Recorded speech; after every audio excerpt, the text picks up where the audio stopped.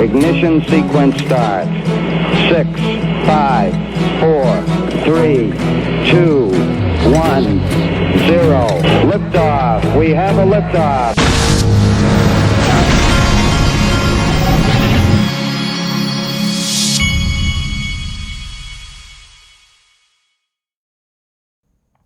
Hey everybody, this is the Digital Asset Investor, and I told you a long time ago that digital currencies, all of this was created because of the petrodollar. And everybody knew that we were going to switch over to a new system. This is not about green candles, it's not about Bitcoin and all that. This is about digital assets that can change the entire world and the financial system, and Bitcoin ain't it, folks. Never was. I don't care what they say, it wasn't. More like a prototype now, or used to herd the sheeple into the system, but it's not workable. The government's told you 1,000 times. But anyway, this is about the petrodollar. That's why we've been seeing all the digital currency wars. That's why the bad guys have come after Ripple and XRP and all of this. That's why we've seen it all. This has all been to prevent World War III, like I said a long time ago. Listen to what this guy, Andy Shechtman, says. You know, I think I want to focus first and foremost. Everyone's talking about the meeting August 22nd in Johannesburg, and rightfully so. This is a big deal. The BRICS alliance and their meeting, talking about expanding, talking about issuing a commodity or a gold-backed currency, as James Rickard has mentioned. Well, these are all very, very, very big deals. And whether or not they issue a gold-backed currency on August 22nd, to me, isn't really the biggest deal. I think ultimately they will. There's no question to me but that they will issue a commodity-backed currency. But whether it happens August 22nd or somewhere down the road, to me, I guess is really not that big of a deal. And to me, I focus more on this acceleration that you mentioned. Acceleration, this cohesion of countries that have joined together and are exploring joining this ever-growing union of countries trying to, I guess you could say, break free from the Western hegemony. And really how significant it is becoming. A couple of the things that really are that stick out to me since we've last met and since we last talked in January really centers around what Saudi Arabia has been doing. And I think to only focus on the BRICS without focusing on the movements that Saudi Arabia... When you hear Saudi Arabia, you hear petrodollar. ...has really done and accelerated is only focusing on half of the story. And I look to Saudi Arabia really as kind of being the linchpin of all of the issues surrounding the de-dollarization and really the dollar hegemony. And it's been that way since 1974, where every country on the planet, Michelle, has had to own dollars in order to buy oil. That was the deal we struck with the Saudi kingdom. And by extension, OPEC, who has really for almost 50 years exclusively about 90% of all the oil sales across the globe have been in dollars. There you go. That's what it's all about. Now, I wanted to show you this because I don't know why, but nobody wants to talk about it. What is that? Something's beeping here. Nobody wants to talk about it, but this is what the Ripple ruling has exposed. This is part of the reason all these people are freaking out. I want you to listen to, these people are still holding Mike Novogratz up like he's some kind of hero. Wait till you see my next video. Advocates in the world for cryptocurrencies. You've made a fair amount of money. It is reported in cryptocurrencies. I assume you've lost some when it went down a little bit. He loves to tell you about how much money he's made too. What propelled you to be interested in cryptocurrencies? When did you first get interested in it? You know, I got a call from Pete Brigger, who was actually my partner at Fortress. You ever heard the term loose lips sink ships?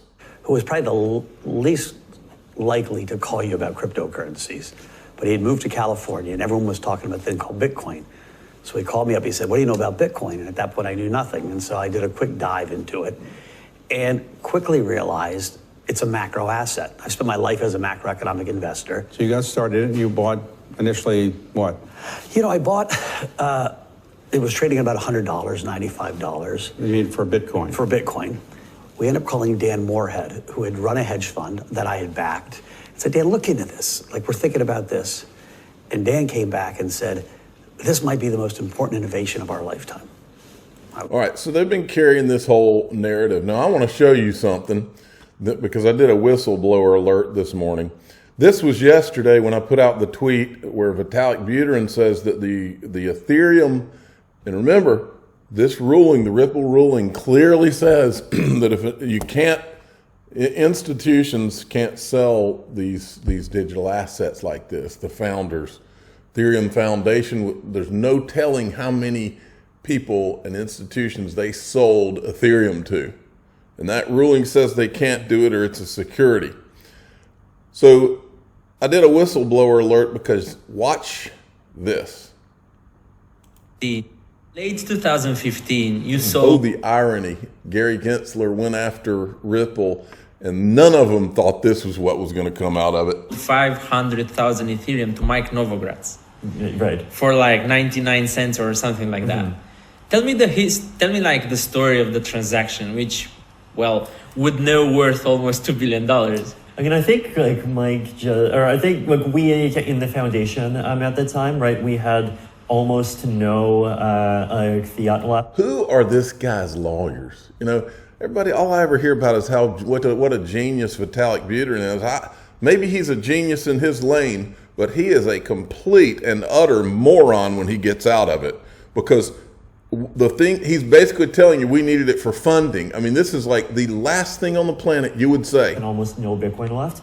All we had was the 3 million ETH, right? Okay. And so the foundation at the time like had almost nothing, and like we needed to survive. We needed to continue developing Ethereum, and the markets were not mature yet, right? So we were very frantically just looking for individuals who wanted to buy like ETH so that we could continue funding the team. And I think I forget exactly how we reached out to Mike Novogratz. Like we might have reached out to him, or maybe Joe reached out to him, or maybe he reached out to us. But then he wanted to buy some Ether, and like we were happy to sell some Ether because on the one hand, it was a very good deal for Mike Novogratz, and it was a very good deal for the other people that bought Ether, like institutional at the time. But at the same time, like those transactions helped the Ethereum Foundation survive, right? If they did not happen, then the Ethereum Foundation would have had to just fire all of its people because it didn't have any money left. So it was They needed it to fund their project. Huge win for them, and it was a huge win for Ethereum as well. So by the end of the day, it was a good deal. Yeah, I think so. Is it true that you've discussed the price and after that you changed the price to 99 cents because the market was like better for Ethereum? Because right now, Mike's, when he's like referring to that transaction, was like, I was discussing with Vitalik about an amount, and after that, because he was lagging like the decision, he's saying like Vitalik was like, Ripple was just forced to spend over $2 million, be tied up in court for almost 3 years, and now they're trying to determine what the fines will be for doing things that are far less than this. I want to know when the 3-year Ethereum lawsuit's coming. I want to know when Lubin and Vitalik Buterin get sued and have their names dragged through the mud, because Ripple, Brad Garlinghouse, and Chris Larson didn't do near what these guys did, not even in the ballpark of what these guys did.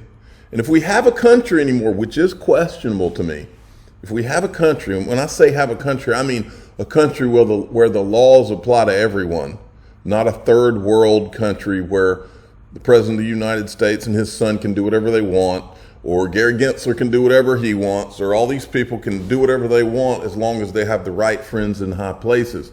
That's not the country that this country was founded to be. And if that's the country we live in, then I'm very, very scared for my children and their future. And in that scenario, I'm probably pretty glad that I'm getting old, because we don't have the United States of America anymore. It was a great experiment while it lasted. These people need to go to jail. And I'm not saying just the Ethereum people. I'm talking about the bad guys in this country. Everybody knows who they are. Everybody knows what's been done for the last 5+ years. Everybody knows that criminals have been running all of this stuff. It's not a rocket science. Everybody gets it. What I'm saying right now is not just about crypto. Everybody knows what's going on. The question is, do we have a country anymore? All right, Barry Silbert, as you know, he for a long time he said that XRP it's just not on our conviction list right now. Well, my question now, Barry, is XRP is now the only digital asset with legal clarity. So it should be the only digital asset on your conviction list now. And remember that XRP trust that they used to have over at Grayscale, which he runs? Let's bring that back. And I think this Wendy O's right over the target here. This altcoin daily says, I don't think we realize how lucky we are to have Cardano. And she says, I don't think we realize how lucky we are to have XRP. I think she's friends with BitBoy. I think he must have told her, listen, you got to jump on this XRP thing. It gets a lot of views. But if that's, welcome to the party. But anyway, and by the way, the reason XRP has a bigger community and XRP gets more views is because we're right and we're the good guys. That's why. Gemini, now look, amidst all of these, I was kind of wondering why they did this, because with all these fraudulent giveaways that you see online now, even though it looks like a lot of those fraudulent giveaways, if you look at Gemini's handle, this is actually a legit giveaway. But it's kind of one of those things, it's like, why do it in the midst of all of this where it's hard to tell? So anyway, Anderzel, nothing explains why Ripple and XRP has been under a coordinated and vicious attack for the last few years better than this image from their own commercial. With XRP, a transfer can circumvent correspondent banking system. The JP Morgans, the cities of the world with its chain. All right, check it out. See, XRP is right at the center of it. When you see top tier bank, just put JP Morgan right here. Take them out of the loop. That's what they didn't want. Sam Bankman-Fried, he's going to go to jail on various fraud and conspiracy charges. My question is, where's the fraud and conspiracy? Remember, this guy was having planning sessions with the White House, Congress, CFTC, SEC, and he was sending money to the Ukraine, which we think was potentially being laundered back into FTX for political donations. Where's the fraud and conspiracy in that? Who's looking into that? Meta Lawman says SBF's bail has been revoked via Inner City Press. He's been taken into custody and he will be held in jail pending trial. I bet that kid is in a corner sucking his thumb. This significantly increases the chances of a plea deal. You think any of those people in Congress or Gary, who won't even show you about his meetings, have we ever seen any meetings on Gary's schedule where he met with Sam Bankman-Fried? And we know he met with him because Chris Giancarlo made the introduction. Senator Cynthia Loomis and more than half a dozen companies and lobbying groups urged a federal court to dismiss the SEC's lawsuit against Coinbase. Jeremy Hogan had a perfect response. A senator filing an amicus brief stating that the SEC has exceeded its authority as given to it by the Senate. First, that is very compelling. Second, wow, that is my legal analysis. Then we have this. I saw this and I was like, wow, man, wouldn't it have been nice back when we were uncovering ETHgate to have the Chamber of Commerce being so bold as to put out videos like this where they go at the SEC? What's up, everyone? Cody Carbone here from the Chamber of Digital Commerce, and I'm here to tell you that they sure do seem emboldened, don't they? You're welcome, Chamber. Today, we have filed an amicus brief in the matter of SEC v. Coinbase. Why was it important for us to file this brief? Well, the SEC has continued through arbitrary enforcement actions to try to regulate the entire digital asset industry without delegated authority from Congress. We argue in our brief that this is a violation of the Constitution's major question doctrine. As we all know, Congress is currently debating digital asset legislation and trying to figure out the jurisdictional lanes, whether it should be regulated by the SEC or CFTC. And the SEC is unilaterally regulating the entire industry without that authority. So read our brief and that major questions doctrine argument and much more right here. All right. Man, we could have used those great little videos back during ETHgate. Maybe next time.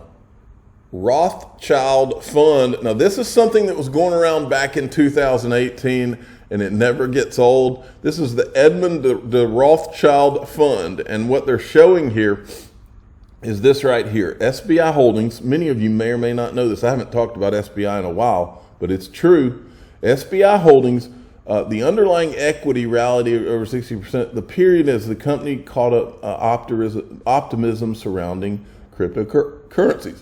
SBI owns an 8.7% stake in Ripple's XRP with volatility of underlying equity, So SBI has an 8.7% of Ripple's XRP. I wonder if that's an option contract. I wonder if that's one of the 1,700 option contracts. I don't know. Now, we were told that $50 was a glitch. It turns out the token surged to $50 on Gemini on Friday due to low liquidity. Doesn't that mean it's not a glitch? That it actually happened because of the low liquidity for a brief split second? Reminds me of the, what was it called? The Shane Ellis theory. Didn't that theory have to do with supply and all, and how fast the price could go, just skyrocket with very little, in a very short period of time? I think it was kind of around this same kind of thing. I'm the digital asset investor. I'm not an investment advisor. This is for entertainment purposes only. Please subscribe, hit the like button. Tell your friends and family. We either have a country or we don't, and I think we're about to find out. Thanks for listening.